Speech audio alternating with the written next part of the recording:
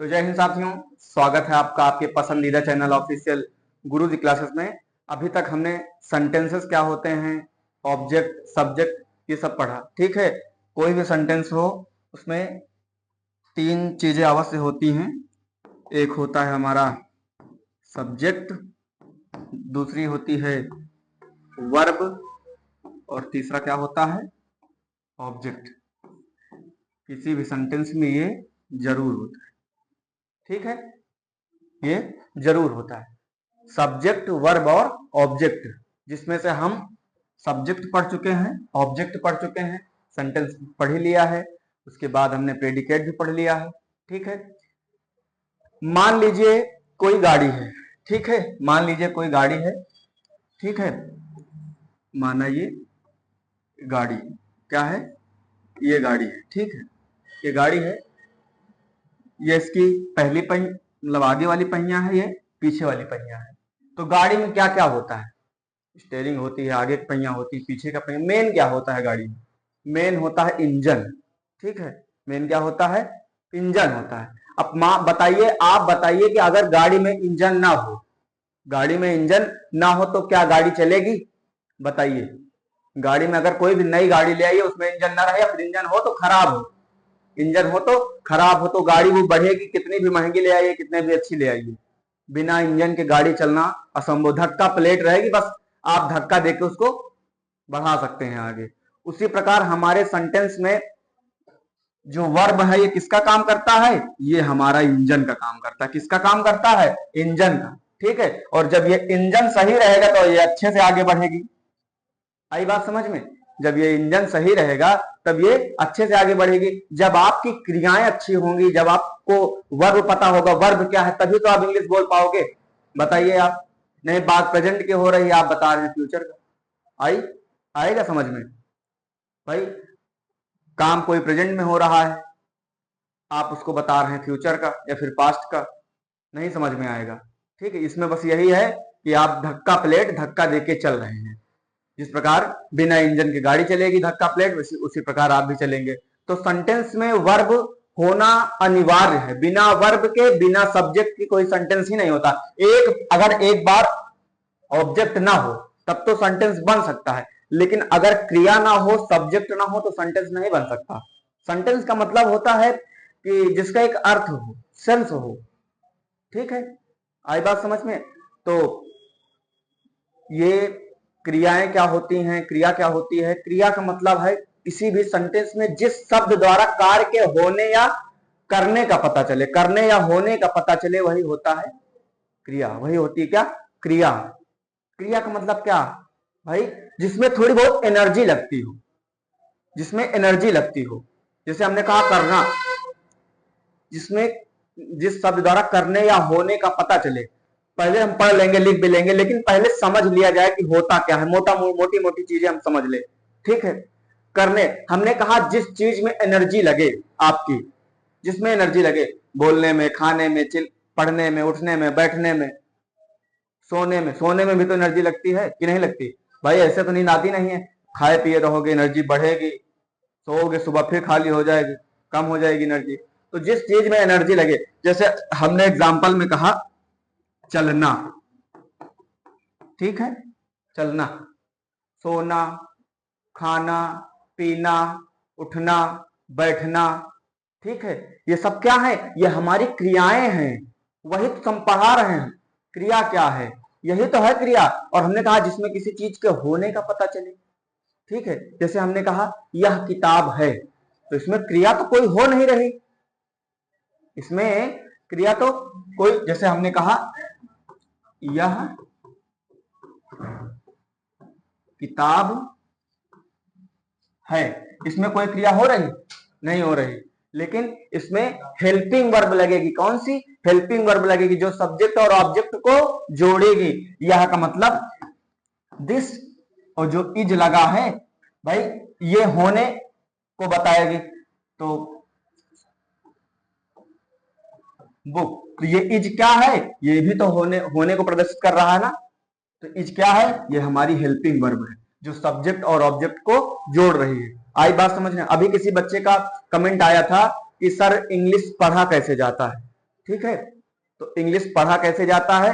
English ऐसे पढ़ा जाता है।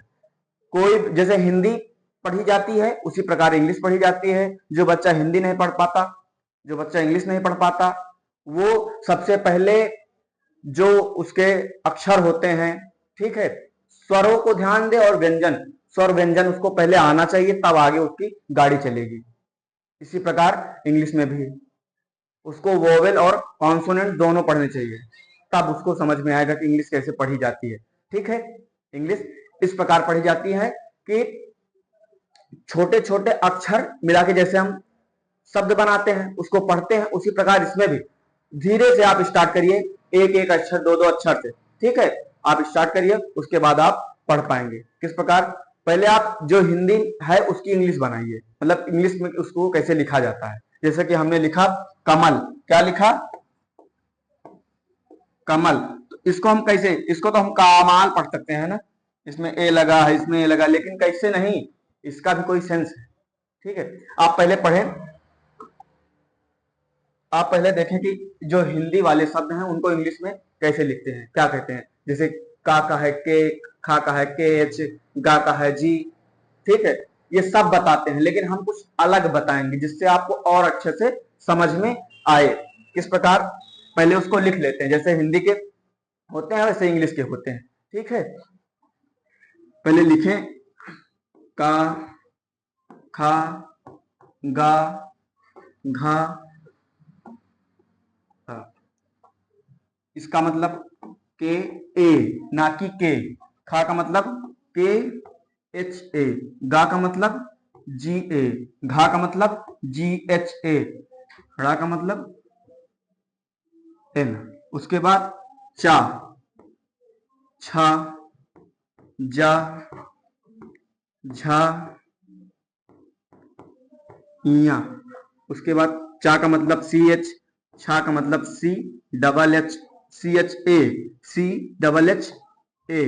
ठीक है, जा का मतलब जे ए, झा का मतलब जे एच ए एल।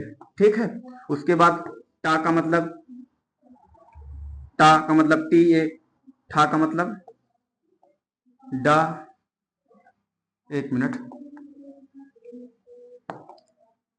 डा, ढा, ड़ा।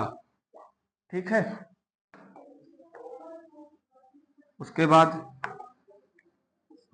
ता, था, दा, धा, ना।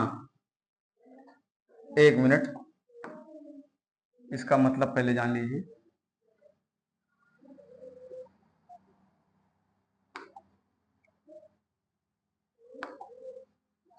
टा का मतलब टी ए, ठा का मतलब टी, मतलब इसको ये पढ़ते हैं इंग्लिश में।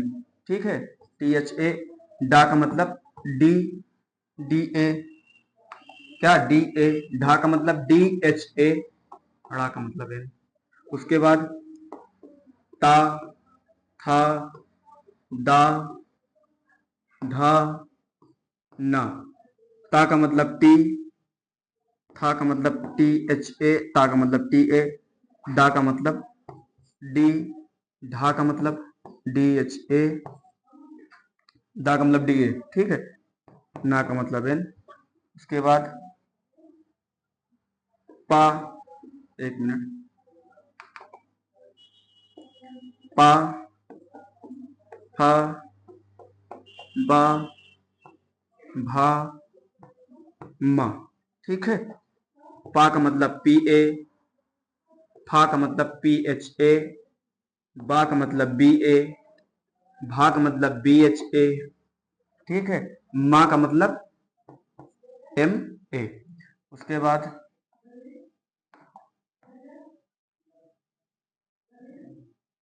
उसके बाद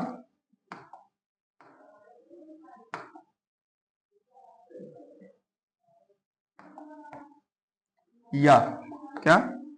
या मतलब यज्ञ, या। रा मतलब रथ,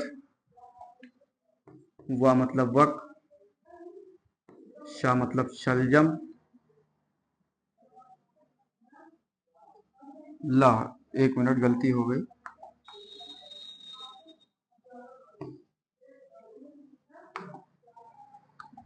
ला, ला व शा, ठीक है। या का मतलब वाई ए, रा का मतलब आर ए, ला का मतलब एल ए, वा का मतलब वी ए, शा का मतलब एस एच ए, ये वाला शा। उसके बाद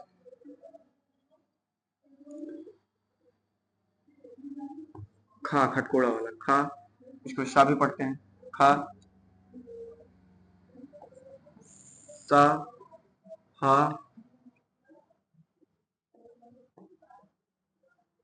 छत, तरंग, ठीक है। इसका मतलब एस एच, इसका मतलब एस, इसका मतलब एच ए, सब में ए जोड़ दीजिए, ठीक है, ए जोड़ देना है। उसके बाद इसका मतलब टी आर ए, इसका मतलब, एक मिनट, इसका मतलब के एस एच ए, इसका मतलब टी आर ए। उसके बाद ज्ञा, क्या, ज्ञा का मतलब होता है जी वाई ए। आई बात समझ में? ये आपके सामने लिखा है, आपको इंग्लिश पढ़ना है, सबसे पहले इसको आपको याद करना पड़ेगा, ठीक है। याद करोगे, ये आपके सामने लिखा है, आपको इंग्लिश पढ़ना है, सबसे पहले इसको आपको याद करना पड़ेगा, ठीक है। याद करोगे। अब आप ये बताइए, आपको ये याद हो गया माना, ठीक है, आपको ये याद हो गया, ठीक है। अब आपको इंग्लिश पढ़ना है। हमने कहा कि का का मतलब के ए, ना कि के, कोई भी नाम लिखा हो, जैसे कि लिखा है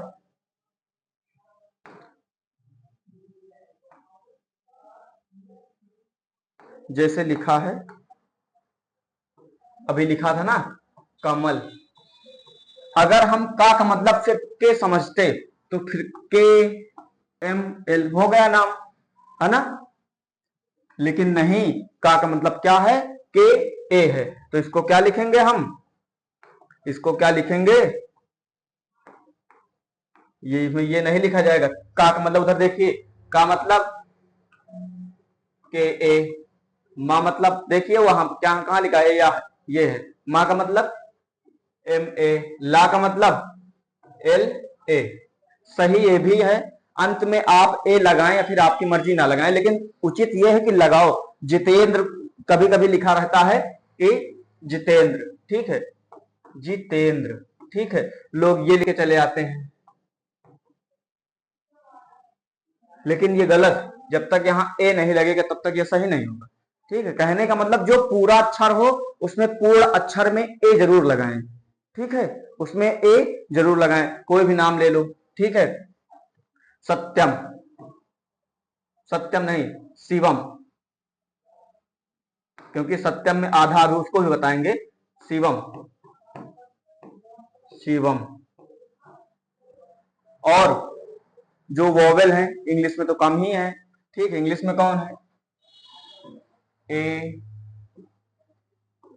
ई, आई, ओ, ओ यू, क्या ओ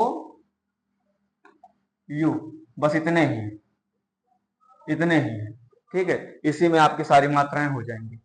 आई बात समझ में? तो जो बड़ी की मात्रा है उसमें डबल ई लगा देना, ठीक है। जो छोटी की है उसमें आई लगा देना, जो छोटा ऊ है उसमें यू लगा देना, जो बड़ा ऊ है उसमें ओ या फिर डबल ओ लगा देना, ठीक है। हो गई आपकी मात्राएं। जो आ है उसमें तो ए लगेगा ही, लेकिन जो मात्राएं अगर ये लगी हैं, मतलब बड़ा आ है तो डबल ए भी लग सकता है, ठीक है, वो बोलने के अनुसार है। आई बात समझ में? हमने कहा शिवम लिखा है, क्या लिखा है, शिवम लिखा है। तो शिवम को कैसे इंग्लिश में लिखेंगे हम, कैसे लिखेंगे? आप देखिए, शाह का मतलब, यहां देखिए शाह का मतलब कहाँ क्या लिखा है। शाह का मतलब जो सीटी वाला शाह है, इसमें ये देखो लिखा है एस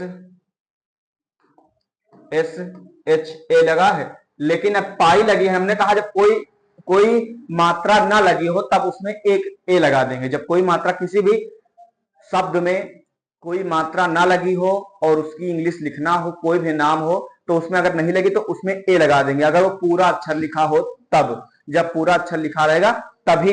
इसमें अब पूरा अक्षर लिखा है लेकिन मात्रा लगी है, तो जिस चीज की मात्रा लगी है वो उस चीज की मात्रा हम लगाएंगे इंग्लिश में। तो छोटी ए की मात्रा हमने बताया था अभी आई, क्या बताया था, आई। तो इसमें क्या ए को हटा के क्या लगाएंगे, अगर ये इसमें शवम होता तो ए जरूरी था, ठीक है। तो ए इसमें ए ये हटा के आई लगा देंगे। क्या लगा देंगे बच्चों, आई लगा देंगे, आई लगा देंगे, ठीक। उसके बाद वाह है, इसमें वाह ढूंढो कहाँ है, ये लिखा है वाह, ये लगा है। वाह के नीचे क्या लिखा है, वी ए।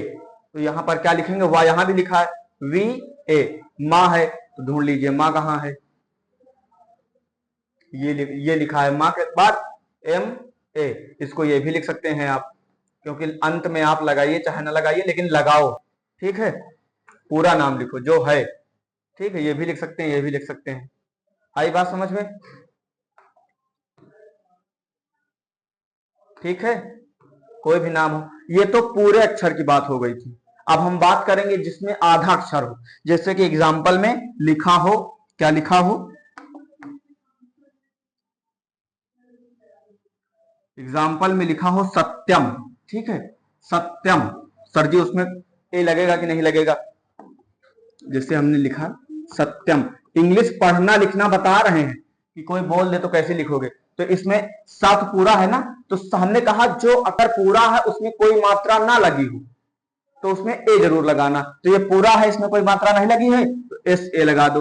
और जो आधा हो उस आधे अक्षर में ए नहीं लगेगा, वो जो अक्षर लिखा है वही रहेगा, उसको इंग्लिश में कर देना है बस, ठीक है। वो मात्रा हट जाएगी। तो आधा ता है ना, आधा ता का मतलब सिर्फ टी, उसके बाद फिर या पूरा लगा है, कोई मात्रा नहीं लगी है तो वाई ए कर देना, वाई ए कर देना। माँ पूरा है तो पूरा लिख देना।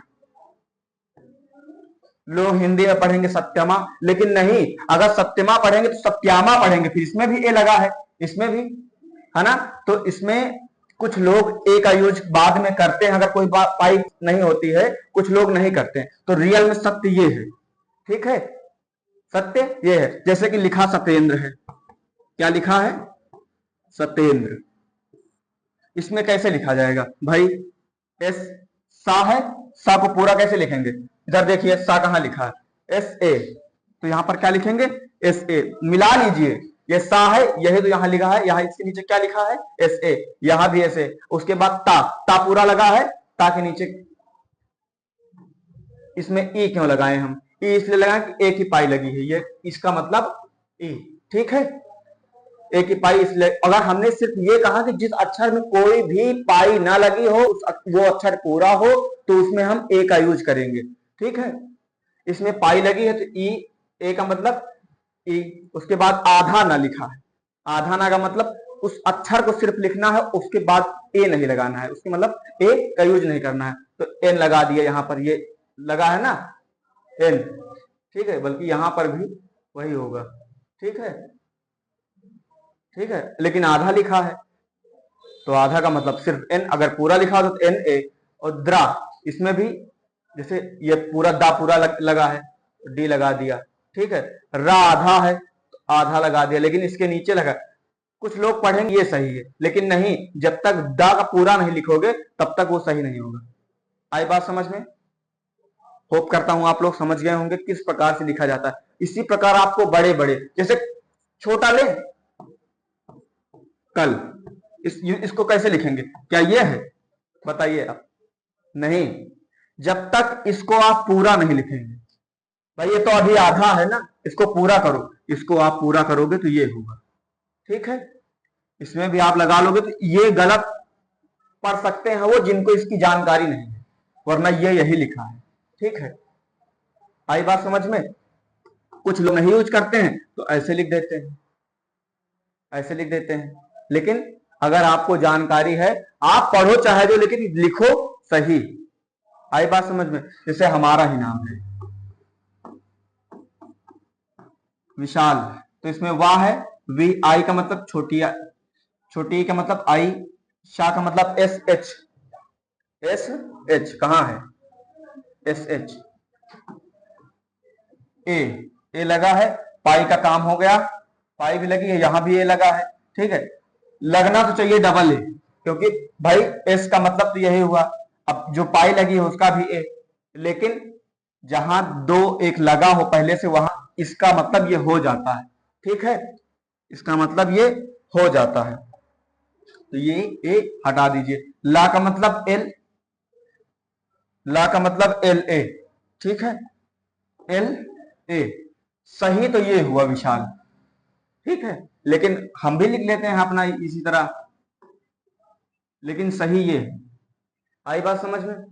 तो आप इस प्रकार से धीरे धीरे अक्षर को जोड़ेंगे, उसको पढ़ेंगे। कोई भी आपको कुछ कहता है उसको लिखना है, तो सबसे पहले आपको ये शायरी तैयार होनी चाहिए, उसके बाद ही आप इंग्लिश पढ़ पाएंगे, ठीक है, उसके बाद ही आप इंग्लिश पढ़ पाएंगे। कितना भी बड़ा नाम, कितना भी बड़ा नाम हो, अगर ये आपको याद है तो आप लिख लेंगे, पढ़ लेंगे। अगर ये आपको याद है तो आप आसानी से लिख लेंगे, पढ़ लेंगे। आई बात समझ में? आई बात समझ में? उसके बाद हम बड़ा नाम ले लेते हैं, ठीक है। अभी तक हमने छोटे नाम लिए, क्या? अभी तक हमने छोटे नाम लिए, अब हम लेंगे बड़ा नाम। क्या लेंगे? बड़ा नाम। किस प्रकार से? जैसे कि हमने कहा आत्म ज्ञान, थोड़ा बड़ा है कि नहीं है? ये कैसे लिखा जाएगा? सेम प्रोसेस वही। आ का मतलब ए, ये भी सही है, ठीक है। अब आ का मतलब यही होता है आत्म, आधा ता है ना तो सिर्फ टी रहेगा, एम है तो एम ए लगेगा, माँ पूरा है तो एम ए लगेगा, ठीक है। ज्ञा का मतलब जी वाई ए, अभी हमने विशाल में बताया था, जो पहले से ए लगा है तो उसमें लगाने की कोई आवश्यकता नहीं। ना का मतलब एन ए, ठीक है, एन ए। इसको ऐसे भी लिख सकते हैं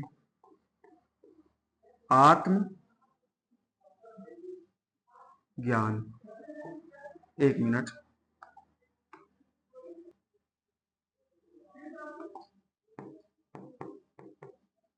आत्म ज्ञान, ठीक है। होप करता हूं आप लोगों को जरूर समझ में आया होगा। रही बात मात्राएं की, तो आप उसको भी समझ लीजिए, ठीक है।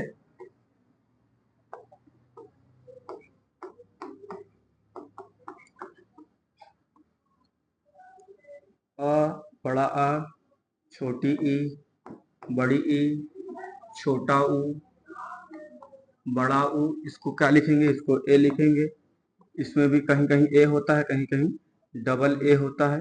इसमें आई लिखेंगे, इसमें ई डबल ई लिखेंगे, इसमें यू लिखेंगे, इसमें डबल ओ लिखेंगे। उसके बाद ए है, इसमें ए लिखेंगे, इसमें ए आई लिखेंगे, ओ आओ, इसमें ए यू लिखेंगे, इसमें ओ लिखेंगे। क्या लिखेंगे? ओ लिखेंगे। एक मिनट, इसमें क्या लिखेंगे?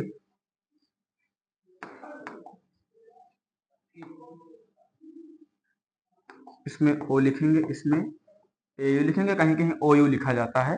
उसके बाद अंग आहा, ठीक है। क्या लिखा? अंग आहा, अंग आहा, ठीक है, अंग आहा, ठीक है। इसमें क्या लिखेंगे? इसमें ए एन लिखेंगे, ए एन लिखेंगे, और इसमें ए एच लिखेंगे। आप, होप करता हूँ आप लोगों को अच्छे से समझ में आया होगा।